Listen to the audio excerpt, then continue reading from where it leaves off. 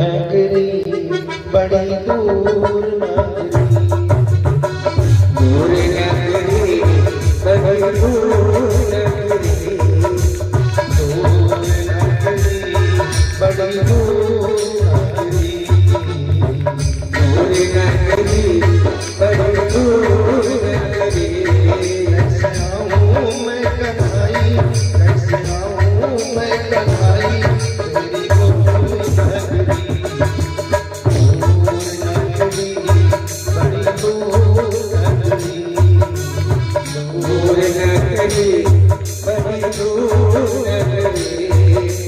दूर नगरी बड़ी दूर नगरी, दूर नगरी बड़ी दूर नगरी, दूर नगरी बड़ी दूर नगरी।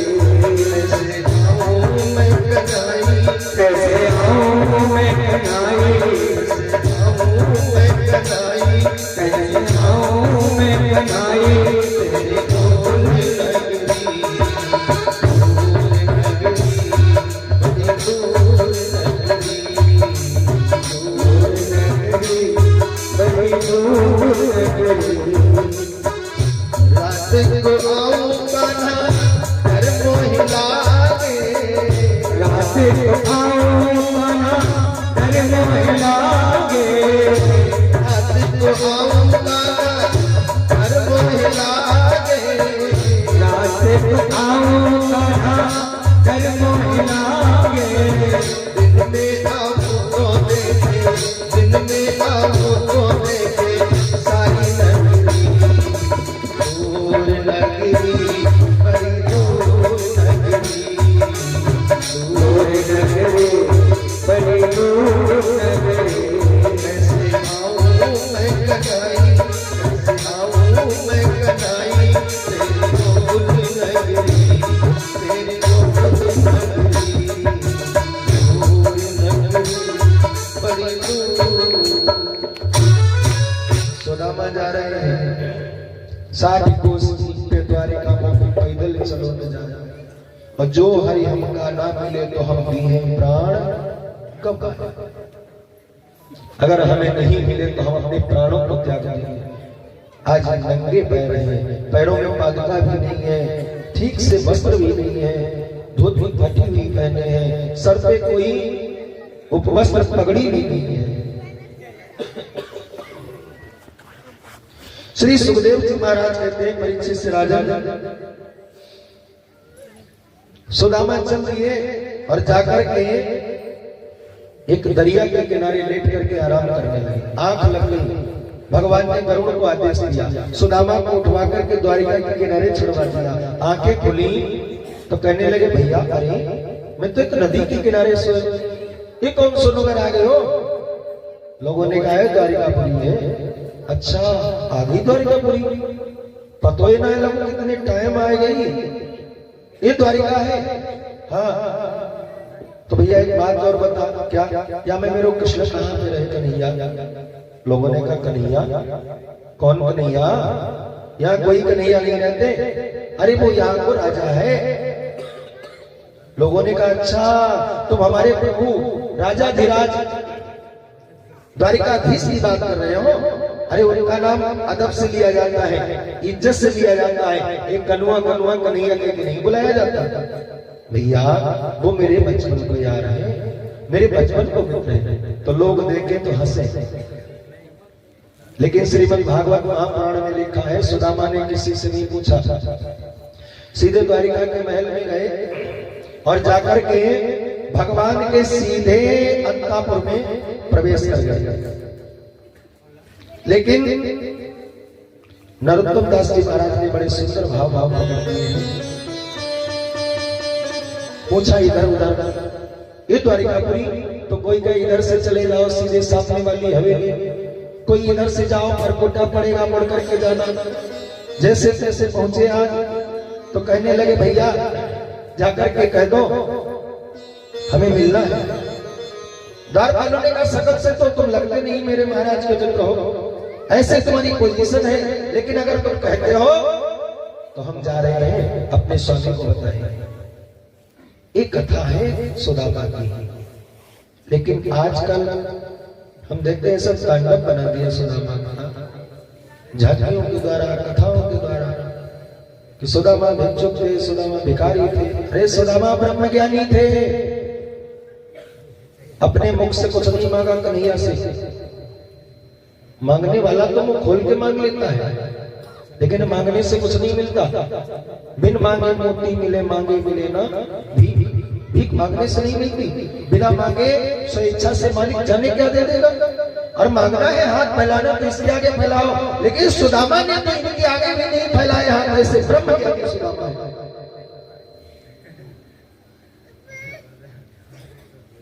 अगर ऐसी आज्ञा करते हो तो ठीक है, हम जा रहे हैं।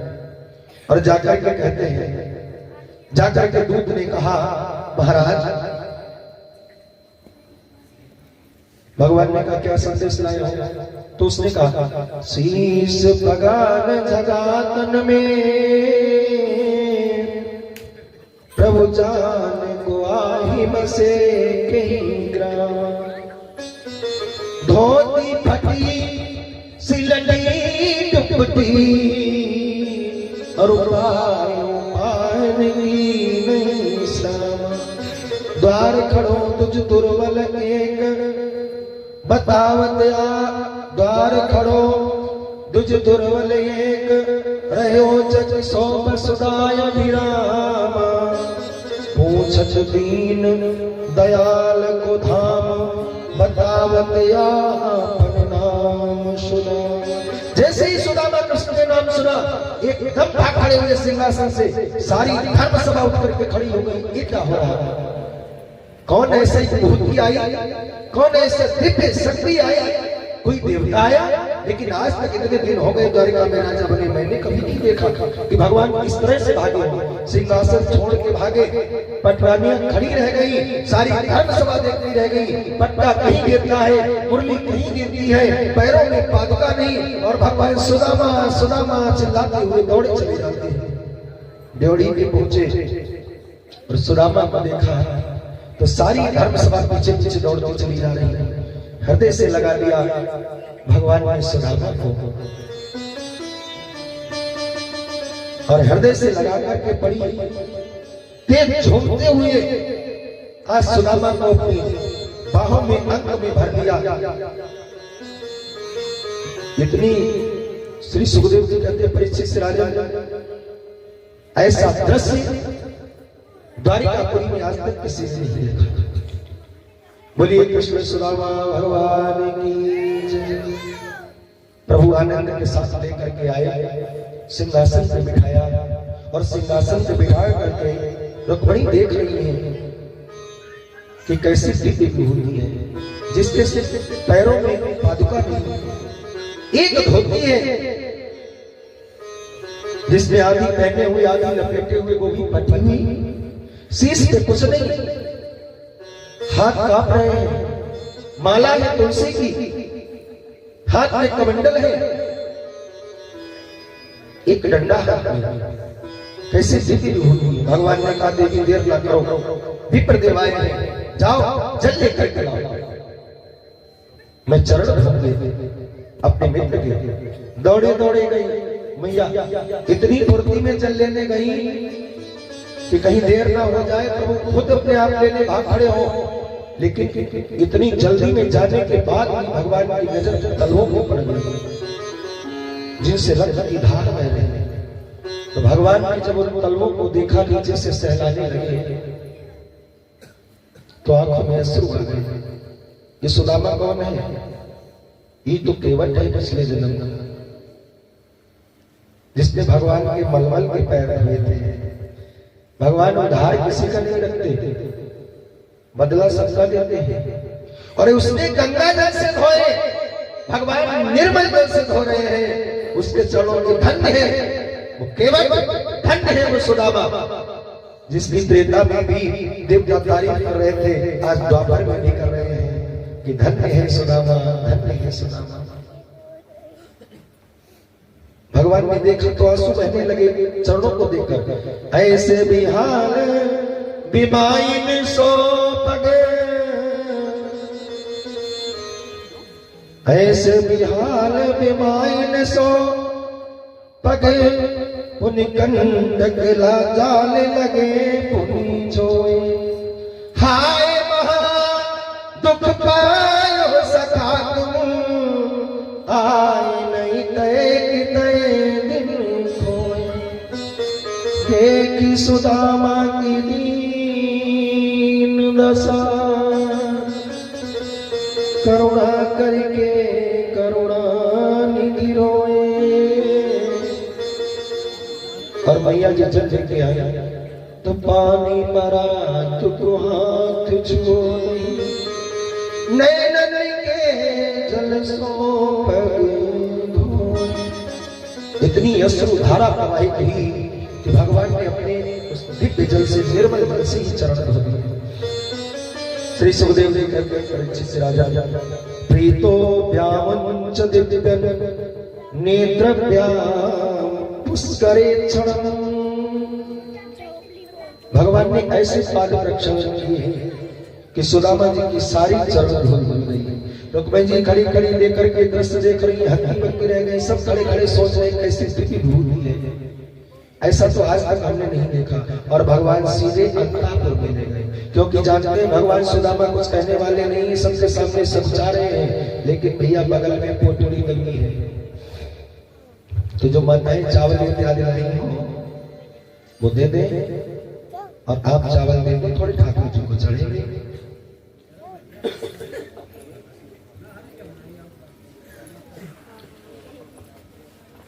तो महाराज पोटली दवाई अंतापुर में ले गए, भगवान ने दिखाया और भगवान कहने लगे भैया और सुनाओ, ठीक है सब। सुदामा जी कहने लगे हाँ भैया ठीक है। तो बताओ भैया आपने विवाह शादी वगैरह की नहीं की? अब तो सुदामा जी शर्माए गए। अरे तुम तो कहते थे हम विवाह नहीं करेंगे, ब्रह्मचारी रहेंगे, संत बनेंगे, क्या विवाह वगैरह किया?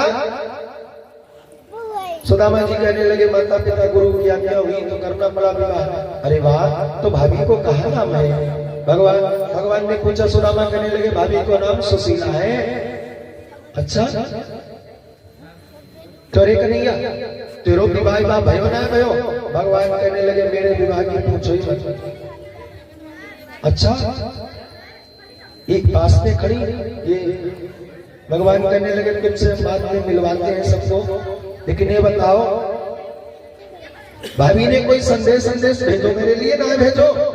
कहने लगे हाँ कन्हैया संदेश तो भेजो है। भाभी ने संदेश भेजा क्या? क्योंकि सुदामा जब चले थे तो सुशीला ने कहा था कि कुछ मत करना, एक बात कह देना कन्हैया से। क्या? एक मास दुई पाख में, एक मास दुई पाख में दुई एकादशी होए, सो प्रभु दीन दयाल ने नित्य प्रतिदिन मोए। एक महीने के दो पक्ष होते हैं, शुक्ल पक्ष कृष्ण पक्ष, सुदी और बदी। दो एकादशी होती है, लेकिन हमें तो नित्य एकादशी करनी पड़ती है। अच्छा, अगर भाभी ने संदेश भेजा तो मेरे लिए भी कुछ भेजा होगा। अब सुदामा सटपटाए, पोटली पीछे खिंचाए। भगवान ने देख लिया, झट से खींच ली और खोल ली पोटली। एक मुट्ठी चावल मुख में डाला, एक मुट्ठी एक लो, दो मुट्ठी दो लो, तीसरी मुट्ठी डालने को हुए सोई रुक्मिणी ने हाथ पकड़ लिया। महाराज क्या कहते हो? भोलेनाथ की तरह तुमने भी कहीं जंगल देख रखा? अर्थात भक्त कहते हैं कि माने इसलिए हाथ रोक लिया, प्रभु भाभी का प्रसाद है, अकेले अकेले पाओगे, हम सबको नहीं मिलेगा। तो भगवान ने दे दिया। तो भगवान ने जैसे ही प्रसाद पाया तो कहने लगे जाओ भैया कह देना कि होनी हो सो हो गई, अब ना ऐसी होए, भाभी तेरे भवन में नित्य द्वादशी होए। अब एकादशी का व्रत नहीं, द्वादशी, क्योंकि देनहार कोई और है, भेजत है दिन दिन, लोग भरम हम पर करें याते नीचे जाए। सेवा सरकार की दुग्ध भेंट से लेकर भगवान अपने हाथों से चरण सेवा कर रहे हैं। हमारी पंखा जल रही है और विदाई लेकर के जब चले तो मैया ने कहा तुमने 2 लोग दे दिए। कहने लगे 2 लोग नहीं दिए, देख लो क्योंकि सुदामा ने कुछ मांगा नहीं, हमने कुछ दिया नहीं। तो लक्ष्मी जी परीक्षा लेने के लिए गरुड़ पे सवार हुई, कहा कुछ नहीं लेंगे। भगवान ने कहा सुदामा कुछ लेते ही नहीं किसी से। तो मैया ने सोने की वर्षा की और इन्होंने सोचा कि देखें अंधे कैसे चलते, तो डंडा टेक के चलने लगे। अब डंडा टेक के चल रहे, सोने की वर्षा हो रही, आवाज जब आई इन्होंने समझा कि बारिश हो रही है, ओले गिर रहे हैं। तो इनके पास जो खप्पर कमंडल था उसी को सर पे रख लिया। मैया ने सोना जल बना दिया कि बाल ही सोने के हो जाए, लेकिन इन्होंने तो जल ऊपर से डाल दिया। भगवान बोले देखो एक भी उठाया, धन्य है। लेकिन वहां सुदामा कुटी नहीं, सुदामा कुटी रात ही में विश्वकर्मा ने सबकी भवन तैयार कर दिए। क्योंकि जब सुशीला के भवन बनाने गए तो सुशीला ने विश्वकर्मा से कहा चले जाइए आप, हमें अपना अकेला नहीं बनवाना, क्योंकि मैंने जीवन निर्वाह अपने गांव के सभी लोगों से किया, इसलिए अगर सबका बनाओ तो मेरा बना। भगवान ने सारी सुदामापुरी बना करके तैयार कर दी। अब कुटिया नहीं है बाहर, धोनी भी नहीं कुटिया भी नहीं, धोनी भी नहीं कुटिया भी नहीं, कंचन के महल सुहाते हैं।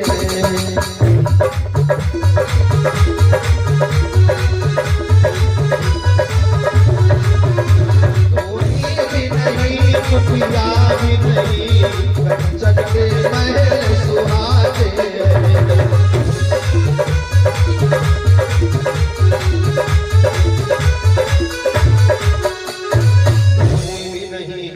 भी नहीं, कंचन के महल सुहाते हैं, जिनके सुख भोग विलासों को देवता लोग दर्शाते हैं। कुटिया नहीं है तो महल बने। सुदामा जी पहुंच गए, सोचने लगे मेरी झुपड़िया कहाँ गई। या तो थी मेरी टूटी सी झुपड़िया, अरे मेरी बूढ़ी ब्राह्मणी थी कहाँ चली गई। और सुशीला ने देखा तो कहने लगी महाराज आ जाओ, बात नौकर चाकर हाथी घोड़ा मोटर गाड़ी बंगला सब तैयार। सुदामा ने देखा सैनिक आए, पकड़ के ले गए, क्या वो छोड़ो मेरी तो बूढ़ी ब्राह्मणी ये नहीं, 16 श्रृंगार के 3600 विद्यमान, मेहंदी हाथ रचे अरुणारे, रुचिर महाबर मांग सवारे।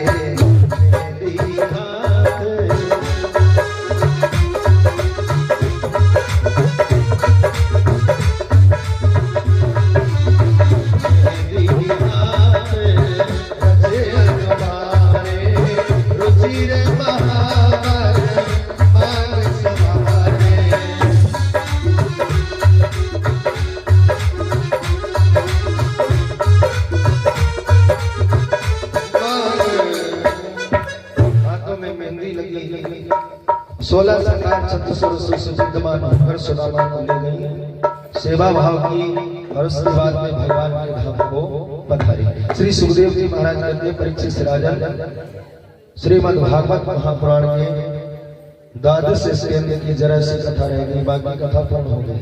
देखो जैसा समय था महाराज उस हिसाब से हमने आपकी सेवा की, और जब कभी मौका मिलेगा तो भरपूर सेवा करेंगे। वैसे हमारा यही कहना कि 7 दिन में हमारे लिए कुछ होता नहीं है। बोलो गोविंद भगवान की।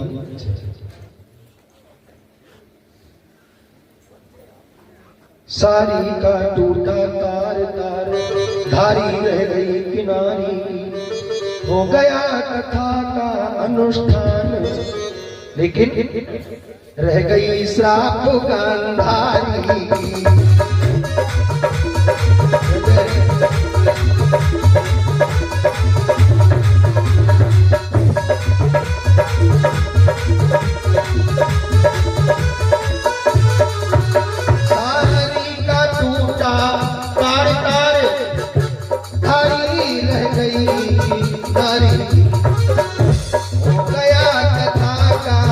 अनुष्ठान रह गई साधु गांधारी।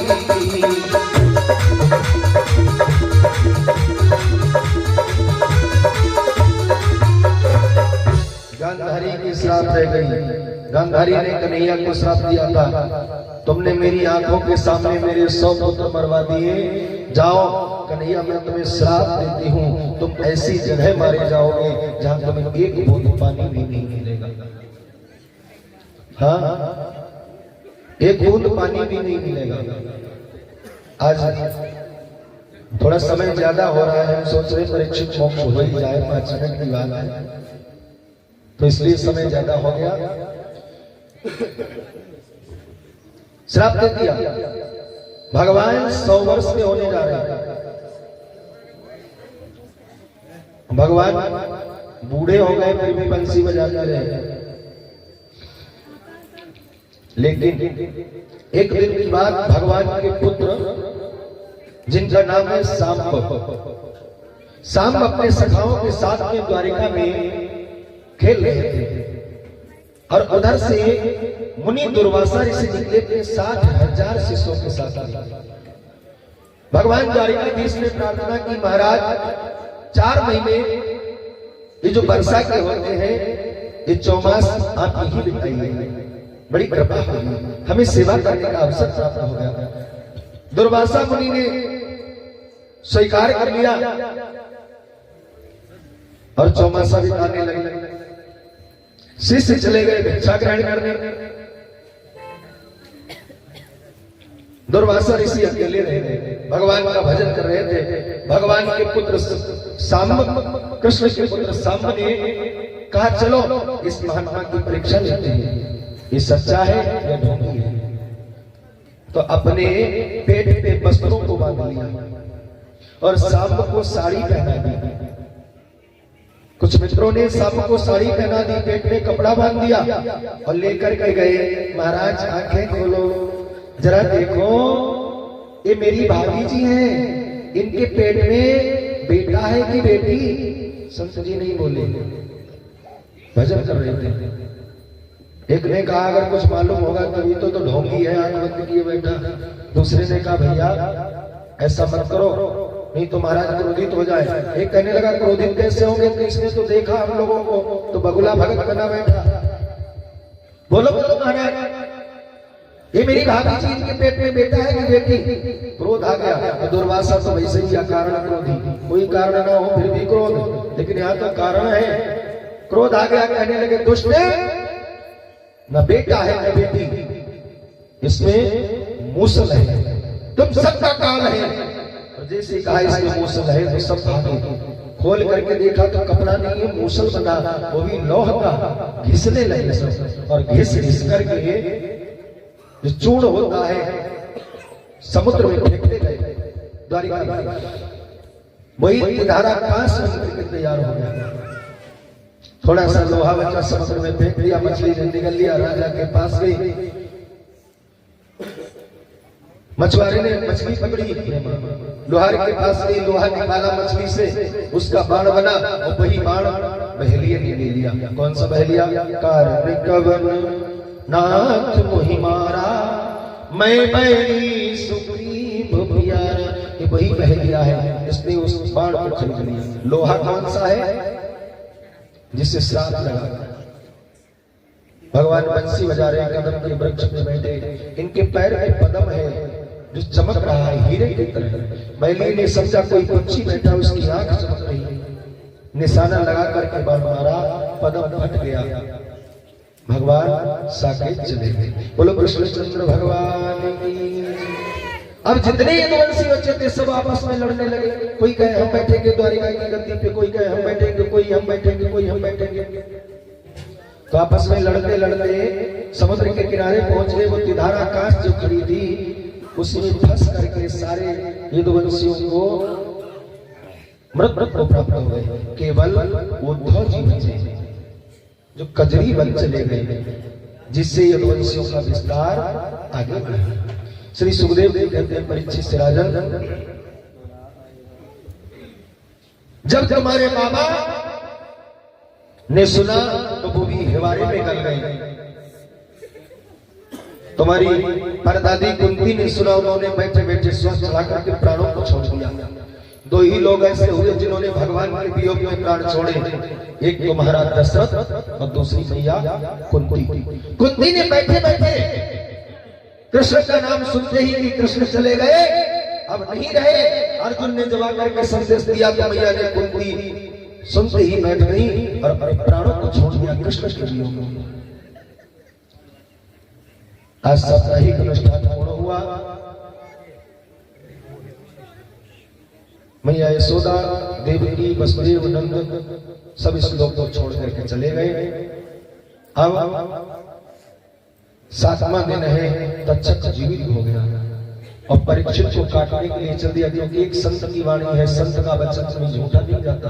भगवान कहते मोर वचन पड़ी हुई है फीका, संत वचन पत्थर की लीका। लेकिन असली संत जीवित हो गया, चल दिया। अगर जीवित होकर चला, उधर से बचाने के लिए कौन चले? धन्वंतरी भगवान। डॉक्टर है देवताओं को, तो सर्प ने देखा, भेंट हो गई रास्ते में, कौन है? तू कहा हम धन्वंतरी, तुम कौन? कहा हम तक्षक। तुम कहाँ जा रहे हैं? परीक्षित को डसने। तक्षक ने कहा तुम कहाँ जा रहे हैं? कहा हम जा रहे हैं परीक्षित को काटने। धन्वंतरी ने कहा तुम काटोगे? हाँ। सर्प ने कहा तुम क्या करोगे? कहा हम जीवित कर देंगे, विष उतार देंगे। सर्प ने कहा हम काटे तो तुम जीवित कर दोगे? हाँ। सर्प ने कहा सामने वृक्ष है, उस पे मनुष्य बैठा, वृक्ष में डंक मारेंगे, वृक्ष सूख जाएगा, मनुष्य मर जाएगा, तुम सही कर दोगे? धन्वंतरी ने कहा हाँ सही कर देंगे। मंत्रों में बड़ी ताकत होती है।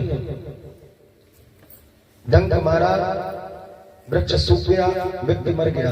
धन्वंतरी ने औषधि ली, लगाई, मंत्रों को पढ़ा, वृक्ष हरा भरा हो गया, मनुष्य जीवित हो गया। तक्षक समझ गया कि हम अगर काटेंगे परीक्षित तो जीवित कर देंगे, तो डंडे के समान जाकर के आगे लेट गया। संध्या का समय होने जा रहा था, इनके पास कोई डंडा नहीं था। धन्वंतरी ने समझा डंडा है, उठाया, अपने कंधे पे रखा, मुख पीछे, पूंछ आगे, पीठ में काट दिया। धन्वंतरी बेहोश हो गए, चला गया। श्री सुखदेव जी महाराज ने तिलक किया, भगवान का ध्यान कराया, पुष्प ले लीजिएगा, भगवान का ध्यान करिएगा। और उसके बाद में अक्षत पुष्प दीजिए। वसुदेव सुतम देवम कंस्य चाणूरमर्दनम देवकी परमानंदम, दोनों लोगों को दिए। ये बताने वाली बात है क्या? वसुदेव सुतम देवम कंस्य चाणूरमर्दनम देवकी परमानंदम कृष्णं वंदे जगद्गुरुं। कृष्णाय वासुदेवाय हरे परमात्मने प्रणतक्लेशनाशाय गोविंदाय नमो नमः। हाथ में पुष्प लिए और ध्यान किया, भगवान को चढ़ा दिया।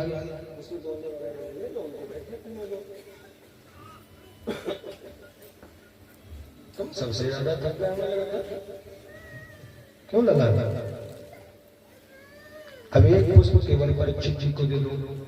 और ध्यान करवाने के बाद जब श्री सुखदेव जी ने पुष्प दिया कि भगवान को अर्पण करो, और सर्प ढूंढ रहा मौका, देखो होनी बड़ी प्रबल होती है, वो सोच रहा हम काटे कैसे, उनको नहीं देना है, केवल परीक्षित जी को देना। रुई तो नहीं लगी, दिमाग नहीं है, चलो इधर आ जाओ, सुबह खबर लेते। बोलो गोविंद भगवान की। पुष्प ले लिया परीक्षित ने। श्री सुखदेव जी ने कहा परीक्षित एक पुष्प भगवान को चढ़ाना है। सर्प बैठा सोच रहा कैसे मौका मिले, तो होनी जैसी होती बुद्धि वैसी भ्रमित होती। परीक्षित ने सोचा पुष्प देखने में तो बड़ा सुंदर है, लाओ इसको सोम करके देखें खुशबू कैसी आ रही। पुष्प कभी सोम करके नहीं चढ़ाया जाता, सर्प आज पुष्प में ही बैठ गया। आपको पुष्प सोम करके पीछे फेंक देना। और जैसे ही परीक्षित ने पुष्प लिया, सूंघा, तक्षक ने डस लिया। जैसे तक्षक ने डस लिया, भगवान के पार्षद विमान को लेकर के प्रकट हुए, परीक्षित को बिठाल करके सीधे स्वर्ग को ले गए। बोलिए परीक्षित महाराज की जय, नारायण भगवान की जय, श्री सुखदेव जी महाराज की जय, श्री व्यास जी महाराज की जय। लेकिन परीक्षित के पुत्र जन्मेजय को जब पता चला मेरे पिता नहीं रहे, सर्प ने डस लिया। जन्मेजय ने यज्ञ प्रारंभ कर दिया, दुनिया में एक भी सर्प नहीं रखेंगे। यज्ञ प्रारंभ हो गया। मंत्रों की ताकत, मंत्रों में बड़ी ताकत होती है, क्योंकि मंत्र महामणि विषय व्याल के में तद कठिन गोंगवाल के। मंत्र किसके अधीन है? ब्राह्मणों के अधीन। और ब्राह्मण के अधीन मंत्र है, मंत्र के अधीन देवता है, इसलिए ब्राह्मण को भी देव कहा गया।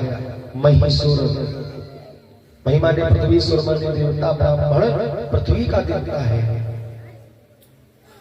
मंत्र बोले, सर्प के झुंड के झुंडाएं यज्ञ में समाहित हो जाए। लेकिन जिस तक्षक ने काटा, उसने इंद्र की शरण ले ली, इंद्र के सिंहासन में लिपट गया।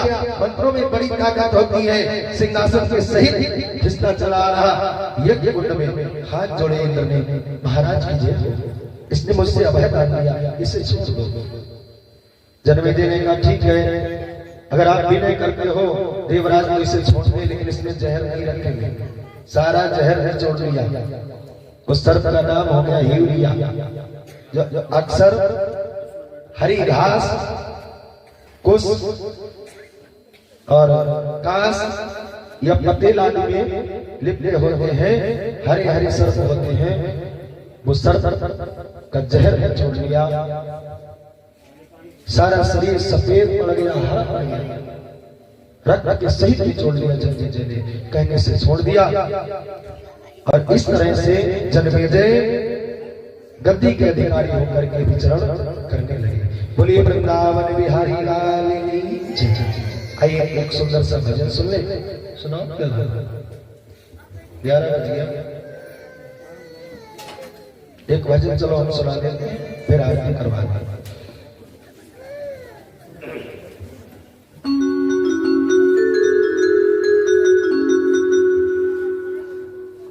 तो आज तक का मिलन था और सभी लोगों ने बड़ी लगन से, मेहनत से कथा को श्रवण किया। कामना करते हैं ईश्वर से कि आप सभी का कल्याण हो इस व्यासपीठ से, और आपके घर में कभी धन, पुत्र, धान्य, किसी भी चीज की कमी ना रहे। हमेशा तरक्की करते रहो, जिस क्षेत्र में जाओ हमेशा तरक्की करो।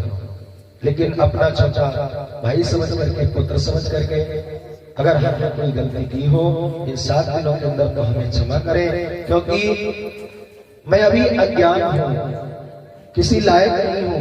आप लोगों की चरण शरण में रह करके सेवा करता हूं, तो ऐसा आशीर्वाद बनाए रखें। जब भी मौका होगा तो सेवा जरूर करें।